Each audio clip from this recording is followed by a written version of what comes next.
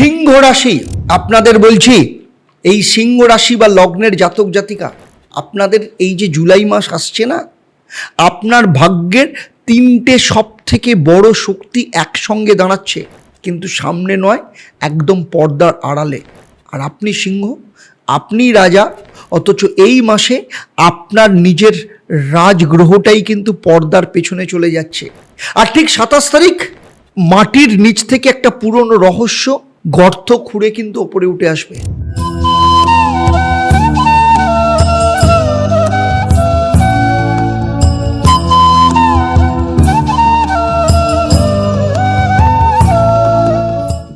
দেখুন, আজ আমি কিন্তু কোনো রকম ভয় দেখাচ্ছি না, যেটা সত্যি সেটাই কিন্তু আপনাদের বলছি। আর আমার এই কথার পেছনে 28 বছরের জ্যোতিষ অভিজ্ঞতা এবং 1.5 লক্ষের ওপর সন্তুষ্ট মানুষের জীবনের সফলতার ফল রয়েছে।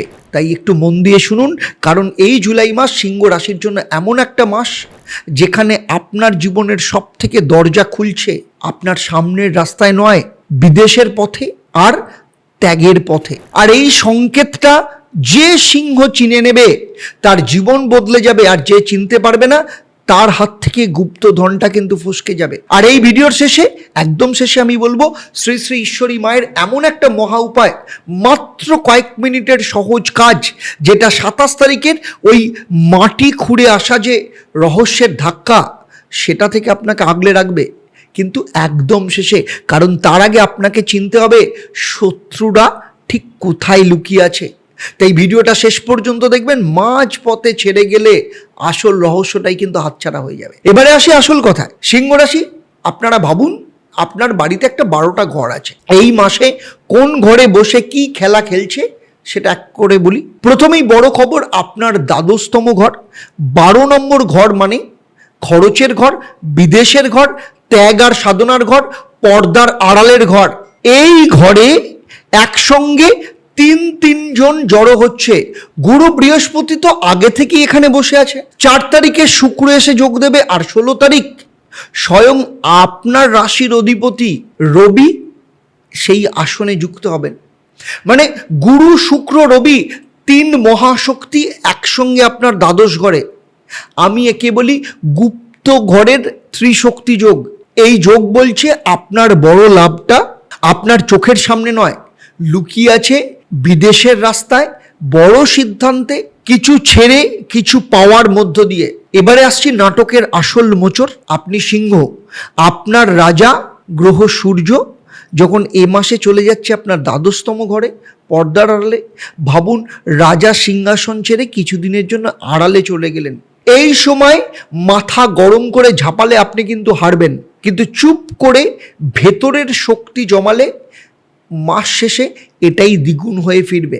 আপনার আয়ের দূত কে? সেটা হচ্ছে বুধ। আর বুধ এ মাসে কোথায়? বকরি হচ্ছে। 7 তারিখে বুধ গিয়ে বসছে আপনার 11তম ঘর, মানে আয়ের ঘর, লাভের ঘরে। মানে যে দূত আপনার ঘরে টাকা আনবে, সেই দূতই এখন বিভ্রান্ত হয়ে উল্টো পথে হাঁটছে। তাই পুরনো আয়ের রাস্তা, পুরনো বন্ধু, পুরনো ক্লায়েন্ট আবার ফিরে আসবে, কিন্তু কোনো কিছুতেই বা নতুন কিছুতেই তাড়াহুড়ো একদম নয়। মঙ্গল বসে আছে আপনার 10ম ঘরে, মানে কর্মের ঘরে, চাকরি ব্যবসার ঘরে। পুরো মাসটা ওখানেই থাকবে এই মঙ্গল। আপনার কাজ, সেই কাজে আগুনের মতো শক্তি দেবে, নেতৃত্বের ওপর জোর দেবে, কিন্তু রাগটা সামনে রাখতে হবে। রাহু আছে আপনার ঠিক উল্টো দিকে 7 নম্বর ঘরে, মানে সঙ্গী আর পার্টনারশিপের ঘরে। এটা সম্পর্কে আর চুক্তিতে একটু ধোঁয়াশা তৈরি করবে। আর সব শেষে বলবো একটা কথা, আমি বারবার বলবো, 27 তারিখ, ঠিক 27 তারিখ শনি আপনার 8মতম ঘরে বকরি হচ্ছে। 8 নম্বর ঘর মানে হঠাৎ ঘটনা, গুপ্ত ব্যাপার, পুরনো দেনা, উত্তরাধিকার, ভেতরের যে ট্রান্সফরমেশন। আর শনি যখন এই ঘরে বকরি হয়ে উল্টো দিকে হাঁটবে, তখন মাটির নিচে চাপা পড়ে থাকা পুরনো ব্যাপার আবার খুঁড়ে উঠে আসে। আর এটাই কিন্তু এই মাসের টাইম বোমা বলতে পারেন। এবারে আসে গুরুত্বপূর্ণ অংশ, কোন তারিখে কি ঘটবে খাতায় কলমে লিখে রাখুন। 4 তারিখ শুক্র আপনার 12তম ঘরে গুরুর সঙ্গে যোগ দিচ্ছে। এই দিন থেকে বিদেশ যোগ, ভ্রমণ যোগ আর মনের ভেতরে একটা শান্তির খোঁজার যোগ শুরু হবে। খরচও বাড়বে, তাই হিসেব করে চলুন। 7 তারিখ সাবধানতার দিন। বকরি বুধ আপনার আয়ের ঘরে ঢুকছে। এই দিন থেকে টাকা পয়সার লেনদেনে, ব্যাংকের কাজে, বড় কথাবার্তায় ভুল বোঝাবুঝি বাড়বে। কোনো বড় আর্থিক সিদ্ধান্ত এই সময় দুবার তিনবার যাচাই না করে একদম নেবেন না। 16 তারিখ আপনার রাজা সূর্য রবি বা দ্বাদশতম ঘরে ত্রিশক্তি যোগ সম্পূর্ণ করছে। 16 থেকে 26 এই 10 দিন আপনার ভেতরের শক্তি জমানোর সময়, সাধনার সময়, বড় যে পরিকল্পনা সেটা ছকে ফেলার সময়। বাইরের চুপচাপ কিন্তু ভেতরে রাজা তৈরি হচ্ছেন। আর 27 তারিখ শনি অষ্টম ঘরে বকরি।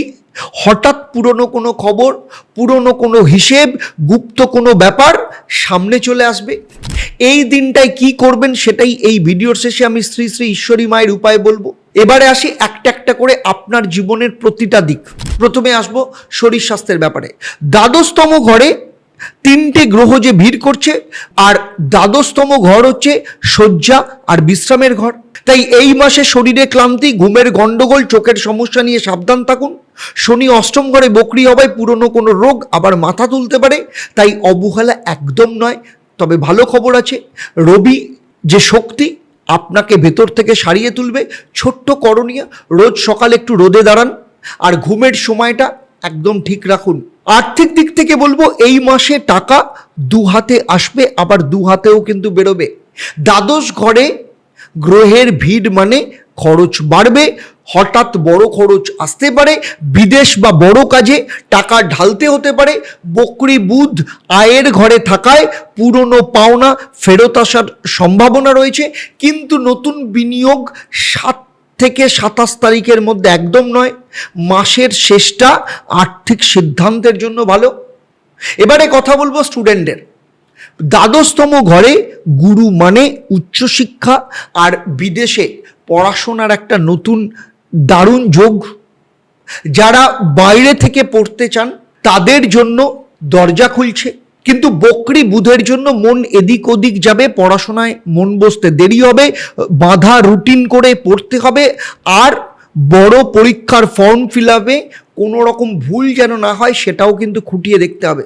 প্রেমের ক্ষেত্রে বলবো, 4 তারিখে শুক্র দ্বাদশতম ঘরে যাওয়ায় লাভ লাইফে একটা কল্পনার জগৎ থাকবে।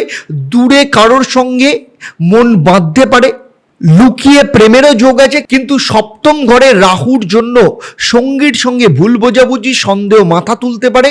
মন খুলে কথা বলুন, ধোঁয়াশা জমতে দেবেন না।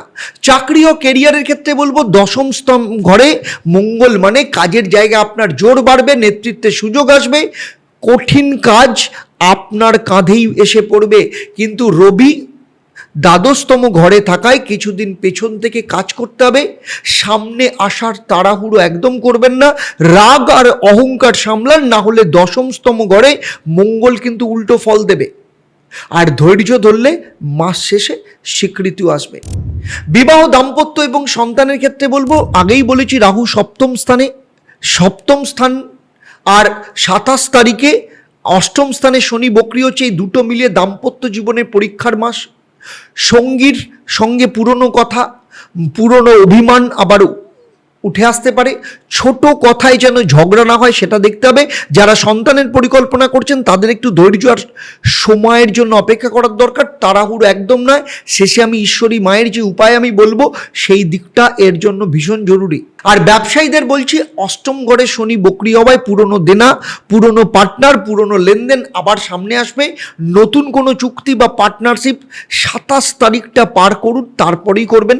আর দ্বাদশতম ঘরে যে গ্রহ শক্তি বলছে বিদেশের সঙ্গে ব্যবসা বা আমদানি রপ্তানিতে এই মাসে বড় সুযোগ লুকিয়ে আছে। প্রতিটা কথা কিন্তু লিখিতভাবে রাখুন, ডকুমেন্টেড রাখুন। বিদেশ এবং বিদেশে বসবাসের ক্ষেত্রে বলবো, এই মাসের সব থেকে গ্লোরিফাই উজ্জ্বল জায়গা কিন্তু এটাই।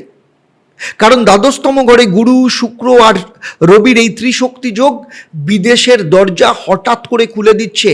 বিদেশে চাকরির, পড়াশোনার বা বসবাসের ক্ষেত্রে আটকে থাকা কাজ এগোবে।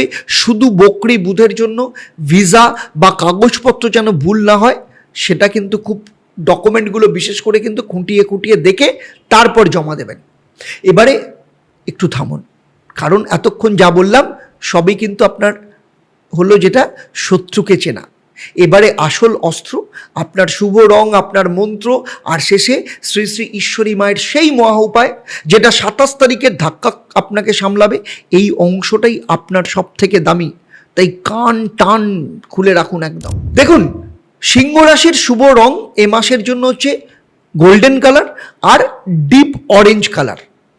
সোনালি রং আপনার যে গ্রহ সূর্য তার শক্তি যোগাবে।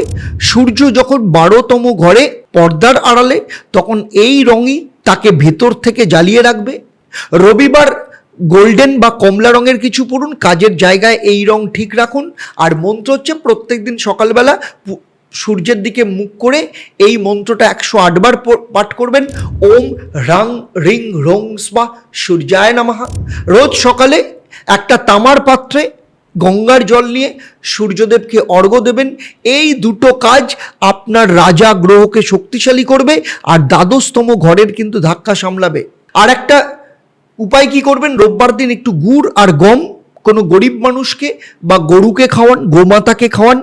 এই সামান্য কাজটা রবির যে অশুভ ফল সেটা অনেকটা কমিয়ে দেবে। এবারে আসি সেই কথাটা যেটার জন্য আমি এতক্ষণ আপনাদের অপেক্ষা করিয়ে রেখেছি।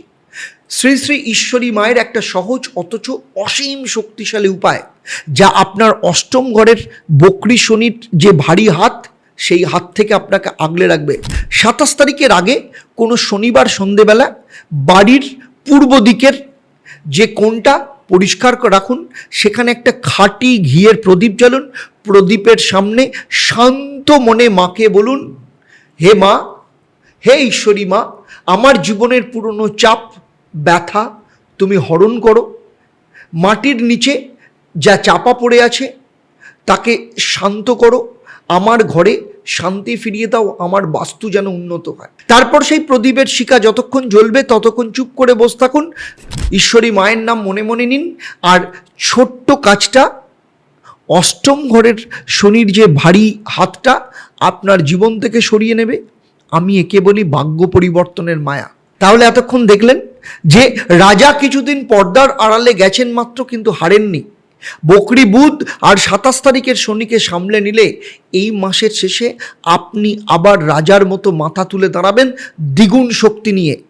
আর কমেন্টে লিখুন, জয় ঈশ্বরী মা, আমি নিজে আপনার মঙ্গলের জন্য প্রার্থনা করব।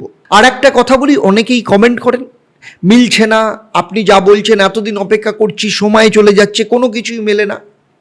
আসলে আপনাদের সবাইকে বলি, আপনি সিংহ রাশি বা সিংহ লগ্ন, কিন্তু পুরো সিংহ রাশি বা সিংহ লগ্ন আপনি নন, কারণ আপনার জন্ম তারিখ, জন্ম সময়, জন্মস্থান অন্য সিংহ রাশিদের থেকে আলাদা। আপনার জন্মছকে নবগ্রহের অবস্থান, আপনার হাত, আপনার বাস্তু, এই কম্বিনেশনের উপর নির্ভর করে আপনি কতটা ফল পাচ্ছেন কিংবা কতটা ফল পাচ্ছেন না। যদি মনে হয় যে আমি যা বলছি আপনার জীবনের সাথে মিলছে না, এই যে না মেলার অংশটাই হচ্ছেন আপনি, পুরো সিংহ রাশির ওই অংশটাই আপনি। তাই আপনার ক্ষেত্রে দুটো সহজ উপায়। এক, আপনি শনিবার কিংবা বুধবার দিন সন্ধ্যে 6:30টার সময় আমি থাকি আপনাদের সাথে লাইভ অনুষ্ঠানে, সেখানে সরাসরি ফোন করে আপনারা জেনে নিতে পারেন আপনার জীবনের এক্স্যাক্ট সমস্যাটা কোথায় এবং সেখান থেকে বেরোনোর প্রতিকার প্রতিবিধান কি আছে।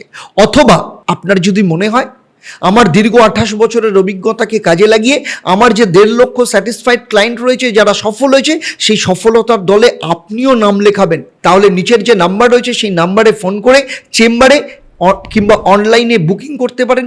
আমি আপনাকে দেখাবো আপনার জীবনের এক্স্যাক্ট সমস্যাটা কোথায় এবং সেখান থেকে কোন মহাযোগে কখন কি ধরনের প্রতিকার আপনি ধারণ করবেন এবং কি প্ল্যানে চলবেন, চললে আপনিও সেই সফলতার সিঁড়ি উঠতে পারবেন। কারণ রুট যদি ঠিক না থাকে ফ্রুট কোনো গাছই দেয় না। তাই আপনার জীবনের রুটকে ঠিক করুন, ফ্রুট এমনি আসবে। তাহলে যারা আপনার পরিচিত যারা সিংহ রাশির আছে, এরকম কেউ থাকলে তাদেরকে শেয়ার করতে পারেন আপনি ভিডিওটা। আর এবার একটু থামুন, শান্ত হয়ে বসুন, একটা জোরে ডিপ শ্বাস নিন এবং শ্বাস ছাড়তে ছাড়তে বলুন, ওম একং ব্রহ্ম প্রেমং পরমম। জয় ঈশ্বরী মা। নমস্কার, ভালো থাকবেন।